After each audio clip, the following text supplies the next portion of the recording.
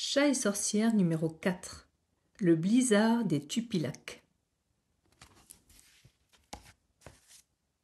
Chapitre 1. L'étrange tempête. La haie magique s'écarte pour me livrer passage vers l'école d'Avalon, dont les tours resplendissent au soleil. J'embrasse mes parents qui m'ont accompagné pour ma rentrée en 2e année. « Au revoir papa !»« Au revoir maman !» Maman sourit. « L'an dernier, tu n'avais pas cette belle assurance. Quel plaisir de te voir confiante !»« Confiante, disons même impatiente. Je suis heureuse de retrouver Merline et Nina, et Flamme, ma chatte sorcière, ainsi que Macléode et Achille, les mentors de mes amis. Nous avons vécu beaucoup d'aventures pendant notre première année. La 2e devrait être plus calme, plus studieuse aussi, avec l'examen qui s'annonce en juin. Il est différent pour chaque élève. Il nécessite de bien maîtriser son don. Le mien consiste à percevoir les émotions des animaux et à communiquer avec eux. Je m'y suis entraînée tout l'été. Ma plus récente victoire, savoir discuter avec les moustiques pour les convaincre de ne pas me piquer. À peine dans l'enceinte d'Avalon, j'entends 2 cris du côté du puits magique. « Rose, on est là !»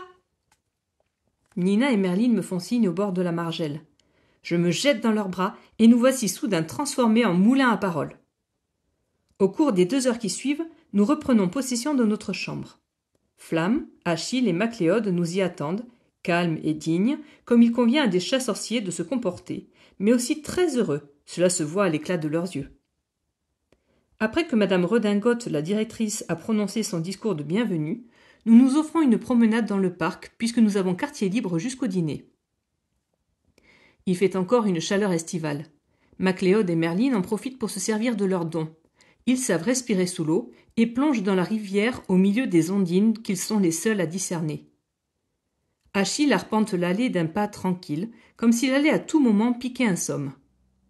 Flamme a décollé dans les airs, fière de nous montrer ce talent qu'elle s'est employée à développer durant l'été dans le parc désert de l'école. Elle est désormais capable de voler, comme elle l'avait déjà fait une fois au tout début de nos aventures. Nina me raconte ses vacances en Chine chez sa grand-mère, où elle a revu Lynn et May, ainsi que Crête de Rubis. Elle est en train de me donner de leurs nouvelles lorsque je vois Flamme revenir vers nous. « Il y a un drôle de phénomène météorologique à l'horizon, dit-elle préoccupée. Nous levons les yeux. « C'est complètement anormal. Regardez, le pauvre. Tu es frigorifié. J'ai surtout peur. Attention, une avalanche. Contre la neige, qu'un igloo le protège. Ouf, tu es sauvé. Pauvre Renardo, il est effrayé. Je réussis à m'approcher et une fois qu'il est à l'abri dans l'igloo créé par nos chats sorciers, à lui poser des questions. Sa mère l'a sevré, mais son indépendance est si récente qu'il a été pris au dépourvu par cette tempête. Je le prends dans mes bras pour réchauffer ses pattes gelées. Nos chats sorciers sont en grande discussion. « Il faut retourner au château et en parler avec nos confrères, dit Achille. Un temps pareil n'augure rien de bon. Il s'agit d'un maléfice. Mais lancé par qui ? Nos regards se portent en direction du lac lointain où la fée Morgane se trouve prisonnière sous bonne garde. Macléode secoue négativement la tête. Ce sortilège glacial me fait plutôt penser à un enchantement venu du pôle Nord. Du pôle Nord ? Répète Nina stupéfaite. Oui, il est d'une telle ampleur qu'il doit trouver son origine dans une région nordique. Flamme prend la parole. Nous pourrions lancer un sortilège d'attraction pour piéger le responsable de cet envoûtement. Nous en aurions le cœur net. À condition de le doubler d'un sortilège protecteur, au cas où nous aurions affaire à une créature malfaisante, grommelle Macléode. Nos 3 mentors nous demandent de reculer. Je tente d'oublier mon inquiétude en rassurant le renardeau que j'ai blotti au fond de mon chapeau afin de le soustraire au froid. Le pauvre, il n'emmène pas large, et je ressens son émotion, sa crainte, son incompréhension.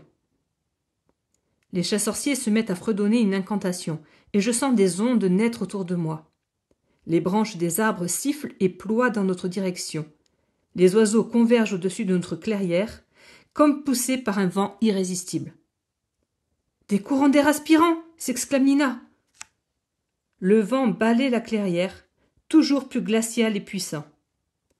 Une forme apparaît dans l'obscurité de la tempête et s'avance vers nous. On dirait un traîneau. Est-ce qu'ils sont là? Qui êtes-vous? Cette fille a l'air d'avoir notre âge. Elle ne semble pas méchante, plutôt effrayée par ce qui pourrait se trouver derrière elle. A-t-elle été poursuivie? Qui êtes-vous? Répète Flamme. Et qui sont ces ils? Ajoute MacLeod. Je me demande si la jeune fille les a entendus, parce que c'est moi qu'elle regarde, ou plutôt le renardeau. Elle descend de son traîneau, s'approche de lui et murmure. Il est mignon.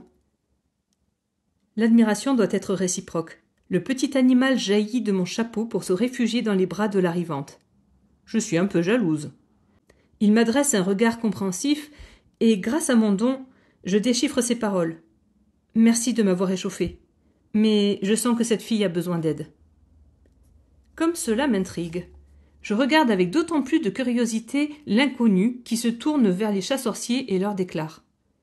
Je m'appelle Hatsanik. J'arrive du cercle polaire arctique où vit ma communauté de sorcières. C'est vous qui avez déclenché cette tempête? Pourquoi? Je devais arriver chez vous le plus vite possible, expliqua Hatsanik en jetant des regards inquiets derrière elle. J'étais poursuivie. Le sortilège des rafales de neige est chez nous le plus rapide des moyens de transport. Qui vous recherche? Interroge Achille.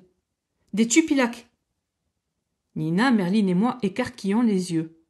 Nos mentors aussi sont perplexes. Ce sont des créatures horribles à voir, créées par un sorcier pour mettre à mort ses adversaires, précise-t-elle.